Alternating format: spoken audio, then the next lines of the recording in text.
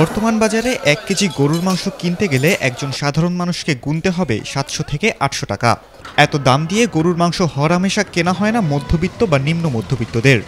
আবার অনেকের হয়তো মাসের পর মাস কেটে গেলেও পাতে ওঠে না এক টুকরো গরুর মাংস। আর এসব মানুষের মুখে হাসি ফুটিয়ে সামাজিক যোগাযোগ মাধ্যমে ছড়িয়ে পড়ে ১২০ টাকা কেজি দরে পাওয়া যাবে গরুর মাংস এমন খবর। ব্রাজিল থেকে সরকার ১২০ টাকায় গরুর মাংস আনবে এমন খবরে চোখ কপালে উঠে যায় নেটিজেনদের, সেই সাথে স্বস্তির নিঃশ্বাস।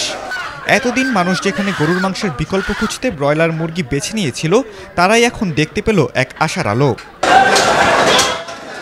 তবে আদৌ কি সম্ভব ১২০ টাকায় গরুর মাংস? মৎস্য ও প্রাণী সম্পদ মন্ত্রণালয় জানিয়েছে, বিদেশ থেকে গরুর মাংস আমদানির বিষয়ে গণমাধ্যম ও সামাজিক যোগাযোগ মাধ্যমে প্রচারিত সংবাদ মিথ্যা ও ভিত্তিহীন। মঙ্গলবার মৎস্য ও প্রাণী সম্পদ মন্ত্রণালয়ের পাঠানো এক সংবাদ বিজ্ঞপ্তিতে জানানো হয়, সরকার ব্রাজিল বা অন্য দেশ থেকে গরুর মাংস আমদানির কোনো সিদ্ধান্ত নেয়নি। ব্রাজিল বাংলাদেশকে কেজি প্রতি ১২০ টাকায় গরুর মাংস সরবরাহ করবে, এ ধরনের খবর মিথ্যা ও বিভ্রান্তিকর।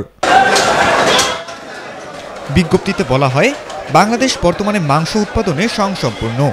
দেশের প্রায় ১৫ লাখ প্রান্তিক খামারি এবং ৬ লাখ মৌসুমি খামারি কোরবানির ঈদের মতো মৌসুমে স্থানীয়ভাবে গবাদি পশুর চাহিদা পূরণ করতে সক্ষম। প্রাণী সম্পদ খাত শুধু মাংস উৎপাদনে সীমাবদ্ধ নয়, এটি নারীর ক্ষমতায়ন, আত্মকর্মসংস্থান, দারিদ্র্য নিরসন এবং সামগ্রিক অর্থনৈতিক প্রবৃদ্ধিতে গুরুত্বপূর্ণ ভূমিকা রাখছে।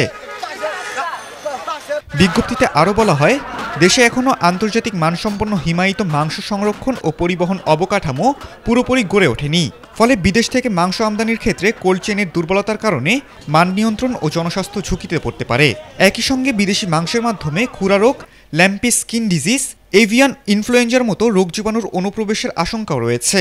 স্থানীয় খামারিদের প্রশিক্ষণ, উৎপাদন উপকরণ বিতরণ, বাজার সংযোগ এবং জাত উন্নয়ন সহ চালানো হচ্ছে বিভিন্ন কার্যক্রম।